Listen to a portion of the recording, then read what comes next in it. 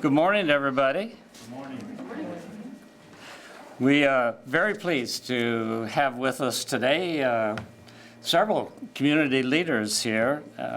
As you all know, we're announcing the next step in Recycle Lincoln, our initiative on recycling designed to increase significantly recycling in the city of Lincoln. With us today are City Council Chair Lirian Gaylor-Baird. Lirian, welcome. Two of the four co-chairs of Recycle Lincoln, Paul Jarrett of Bulu Box and Chelsea Johnson of the League of Conservation Voters. Thank you both for being here. And finally, our biggest partner in all this probably, Jim Klein, who represents the Lincoln Solid Waste and Recycling Association. Thank you for all the work, Jim, from you and your organization. And not only do we have the leaders of our current generation, but we have one leader of the future generations. And actually, that's the class that this is all about today. But Stephanie, why don't you bring Hilo. Yeah. Bring young Hilo in here and can I get a selfie up front with Hilo? Yeah, come on up here. Stephanie's so thrilled to be on camera. I usually let Paul be the one to be on You have a camera. boy, another boy? Nope, this is it. Boy number one. Boy number one, okay. Yes. All right. Yeah. Get that American flag in there. There we go. His earliest recycling effort. Yeah. Hey, that's a big reason why I decided to get involved. Thank you very Thank much. you. What a beautiful head of hair, huh? Wow. So supplements. All right, for many months now, we've been working with a wide variety of stakeholders of one type or another to develop a very community-based plan to improve recycling here in Lincoln. We've had several goals that we've attached to that effort to capitalize, first of all, on existing relationships and a great waste hauler community here in Lincoln. So we're using the successful model of public and private partnership once again by having the city and the local waste haulers and recyclers all working together to make this happen for Lincoln. Another goal is to simply offer more choices to consumers in this matter of recycling. We also want to make sure that the public understands the program so that they can fully participate. And finally, the bottom line goal, of course, is simply to double Lincoln's recycling rate. Today, we're announcing that an ordinance to add corrugated cardboard and other paper products to the list of materials that are diverted from the landfill. And that will be introduced to the City Council this coming Monday. The ordinance will also require that all waste haulers to offer curbside recycling service to residents, to apartments, and to businesses. The city will expand capacity at the current free recycling drop-off sites for those who choose not to purchase curbside service. The sites will be expanded to handle more of the targeted recyclables. Businesses, residents, and organizations are supporting our call for increased recycling in the community. The city and the private sector work together on a public engagement effort to allow Lincolnites to demonstrate their support for doubling our recycling rate. Over 1,000 people signed our online petition endorsing Recycle Lincoln, many of them prominent community businesses. And I would like to thank Tyler Sprunk of Forlight Creative for volunteering his time in this effort. Is Tyler here? Not here today. Pass along our thanks, if you would, John. We hear their voices and the voices of many others across Lincoln who want us to do more recycling. That's why we will introduce the ordinance to the City Council to implement Recycle Lincoln, a plan that will become city policy. The ordinance change will be accompanied by an extensive public education campaign to build community support and compliance. Actual implementation of the landfill changes would be delayed until April 2017 to allow for a transition and an education period. At that time, corrugated cardboard would be treated similarly to yard waste, tires and appliances, all of which are currently diverted from our Bluff Road Municipal Solid Waste Landfill. Donna, find a shorter name for that. The other recyclable materials, such as newsprint and office paper, would be diverted from the landfill then in the near future. We've learned a great deal about best management practices since the current landfill opened in 1988. 30 years ago, leaves and grass, car batteries, appliances, and construction demolition waste were all routinely dumped in the landfill. Today, those materials are diverted to appropriate processing sites. Cardboard is simply the next step in an evolution. Diverting cardboard and other paper products from the landfill does have costs. Reducing the amount of recyclables entering the landfill reduces revenue collected at the landfill, which must be replaced. The cost of collecting and processing cardboard and other paper at the city's recycling sites has to be considered, and we must invest in helping business transition to a new system. We estimate these costs altogether will add about 85 cents per ton to landfill fees, the charge on haulers that consumers ultimately pay. Since the per capita waste disposal amount is about a ton of waste each year, the changes are expected to cost each resident about 85 cents a year. It's a small price to pay to become better stewards of our environment. We all know that we cannot continue to ignore the environmental consequences of burying material that can be recycled. If we want to truly leave a cleaner and greener Lincoln for the next generation and for this baby you just saw and the generations that follow him, we must do our part. So at this time, I would like some of the others here to offer their comments if they would. And Larry, we'll just start with you if that's all right. Okay. Good morning. It's nice this day has finally come. The changes being proposed represent a big step in improving Lincoln's recycling rate. Lincoln is a national leader in so many ways, but when it comes to recycling, we've got work to do. This is one area where we must make progress if we want to keep moving forward as a 21st century city. The Recycle Lincoln plan supports a growing community that values both fiscal responsibility and conservation of natural resources for future generations. The Recycle Lincoln plan exists because of our city's business leaders, conservationists, our haulers, and over 1,000 citizens who've all weighed in with their viewpoints and their values and their perspectives. They've worked together to craft a proposal that works for Lincoln. I am very proud to stand here today, echoing their sentiments, calling for this change, and I thank you for your time. Please help us support progress on recycling in our community. Thank you, Lynn.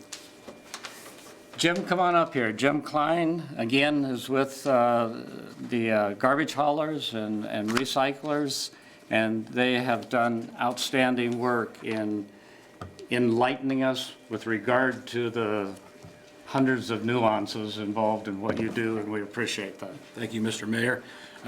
Again, my name is Jim Klein. I am the president of Lincoln Solid Waste and Recycling Association. I've lived in Lincoln all my life. I'm proud to be a Lincolnite. Went to school just right down the road down here in a park in Everett, and so I'm very proud to be up here. The Lincoln Solid Waste Recycling and Association, we value the public and private partnership we have with the city of Lincoln. And the private business strength is giving our customers the convenient and efficient pickup services, delivering a wide variety of materials to the proper destination. We're prepared. We're all prepared to haulers. Most of us are already offering recycling. And we're already diverting the yard waste from the landfill, whether it be grass and leaves, tires, like the mayor said, the appliances, are just some of the examples where some of this stuff is going to a better place rather than burying it in the old dump, as they say. You know, along with the city mission, Pastor Tom Barber created the program Haulers Helping the Homeless. We're all doing that. I don't know if you're all aware of that, but all the people have to do is tag it, put it at the curb. We're picking it up and we're getting it to Pastor Tom, and he's got a lot of stuff over there, and that's another program. But again, I just want to say thank you. We're prepared, all the haulers, to take this on. We've got the equipment. We're going to be out there in the rain, the snow, the cold, the wind.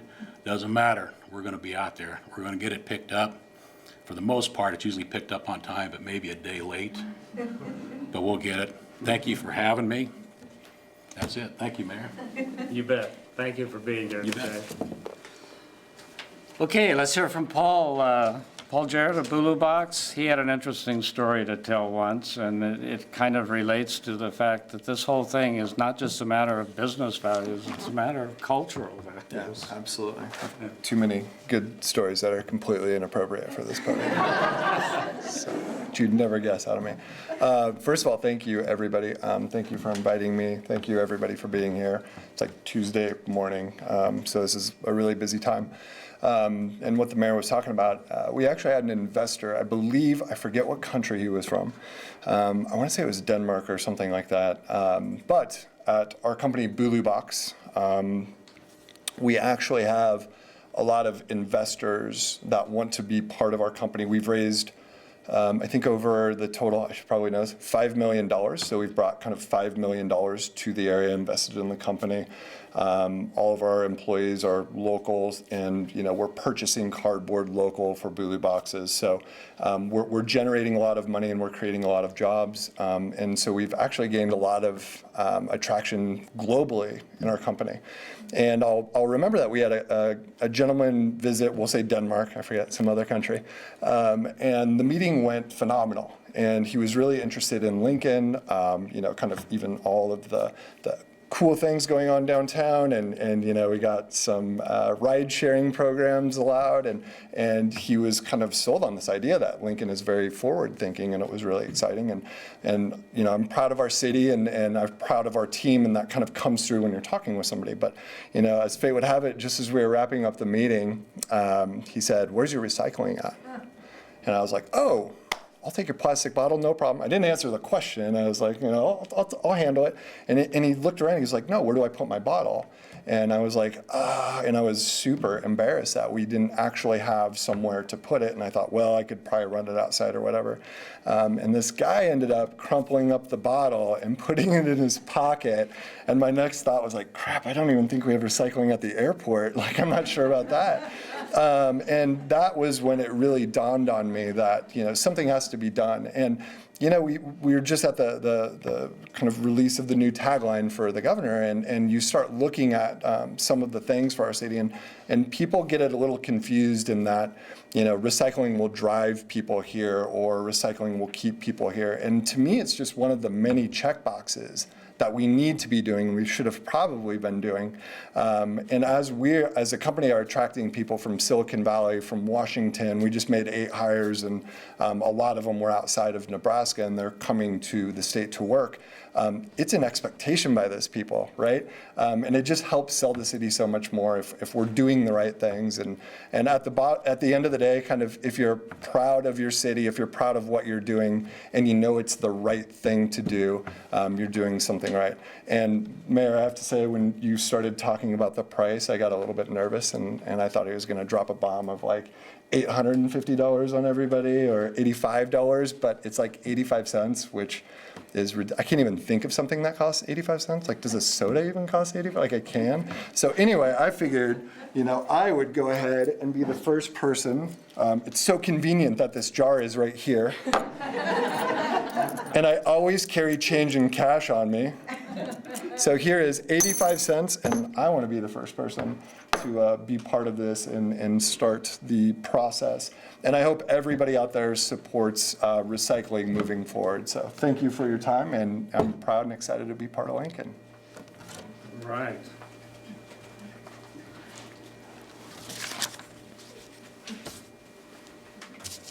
We'll call that Hilo's contribution. Don't tell them. All right. All right, Chelsea, you've helped us out before. I appreciate all the work that the league does, and thank you for being here you. today. So, Yeah, thank you everybody for coming today, and thank you especially Mayor Beitler for including the Nebraska League of Conservation Voters in this effort. We've really enjoyed being involved and seeing the outpouring of public support for doubling Lincoln's recycling rate. As some of you might know, in 2012, Lincoln made the list of the worst cities for recycling. Today, 42% of our waste that is sent to the landfill is readily recyclable. These statistics represent a city that is not living up to the standards of excellence that we have achieved in so many other areas, including health and education. Over 1,000 Lincolnites and counting have signed the petition in support of doubling Lincoln's recycling rate. That's because Lincolnites value a healthy community and being among the best, not the worst. And recycling just makes sense. Doubling our recycling rate will help save the city and taxpayers money, and it will ensure future generations will have a healthy city to thrive in. The city of Lincoln can do better, and we should. Lincolnites are demanding it. So, everyone, please help us double Lincoln's recycling rate. Thank you. all right, we are on the cusp of doing better, for sure. Questions? Nancy? How much will the additional city sites cost? How much will the, The additional city sites, the city recycling sites, there's gonna be more recycling sites. How much will that cost? I don't have any cost estimates per se, Nancy, but we won't be increasing the number of sites to start off with. We will be reconfiguring the sites, and as the change proceeds, analyzing what's going on, because there will be people bringing more materials to the site on the one hand. On the other hand, hopefully there are a lot more recycling, much more recycling at curb sites, so there will be less material coming to these sites also. So we want to understand what's happening and react to the sequence of events in a rational, efficient way. And I Donna, do you want to add to that? This is Donna Garden, who runs a number of our operations, including this one. Yes, thank you, Mayor. In addition to that, we actually did get a grant from the Nebraska Department of Environmental Quality for additional cardboard bins at our existing sites. So those will add to the capacity that we have at the existing sites there and help out with the additional cardboard that we could be accumulating. How much is the grant now? The grant was for $114,000. Well, I agree. and I think for people who don't recycle, this will cost more because all the haulers that I've dealt with charge more for recycling. It's added on to your hauling bill for the month. So what do you say to people, because this, unless you take it to the city, this is gonna cost you more in your household budget? Well, you know, altogether, there's no getting around the fact it's going to cost everybody a little bit more. The way that the private companies work, as I understand it, they can structure their charges in a number of different ways.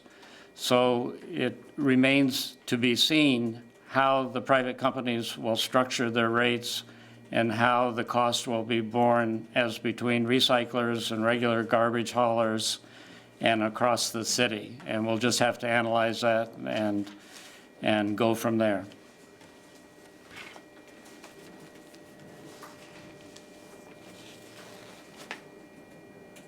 Anything else? All right, thank you very much. Yay.